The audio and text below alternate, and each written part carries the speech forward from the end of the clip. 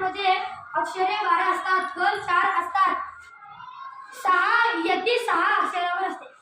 उदाहरणार्थ सदा, सर्वदा, योग तुझा घडावा. त्याचे 2 प्रकार पडतात, अक्षर गणयुक्त व मात्रा गणयुक्त. अक्षर गणयुक्ताचे 3 प्रकार पडतात, भुजंग प्रयात व दुसरा वसंत तिलिका, तिसरा मालिनी. भुजंग प्रयात म्हणजे काय? कवितेच्या चरणात 4 गण पडतात व अक्षरे 12 पडतात. यती 8व्या अक्षरावर येते.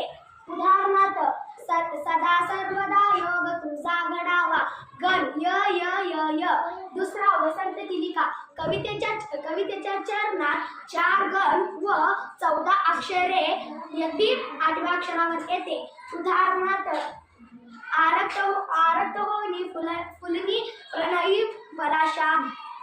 यामध्ये गण त भ ज ग ग. तिसरा मालिनी, कवितेच्या चरणात 4 गण पडतात व अक्षरे 15 असतात. पडतात. यती 8व्या अक्षरावर येते. उदाहरणार्थ पकरण बघ आली, पकरण भुवरी परिजात. याचे गण न न म य य. त्याचे 2 प्रकार पडतात, पहिला अक्षर गणवृत्ते, दुसरा मात्र गणवृत्ते.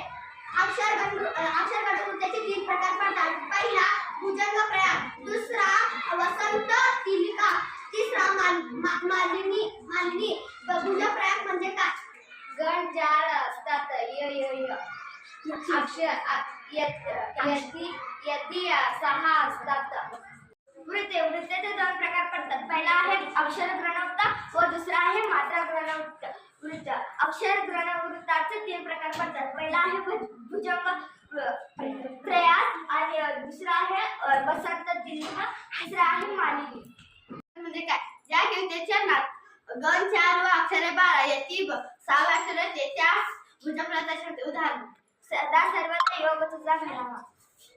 वसंत तिलिका म्हणजे काय? ज्या कवितेचे चरणात 4 गण व 14 अक्षरे व यती 8व्या अक्षरावर येते, त्यास वसंत तिलिका असे म्हणतात. उदाहरण आरक्त होय फुलनी प्रणयी पलाश. म्हणजे काय? ज्या कवितेच्या चरणात 4 गण पडतात व 15 अक्षर येतात. यती 8व्या अक्षरावर येतात. उदाहरण पकरण बघ घाली, भुवरी परिजात. For watching. Thank you.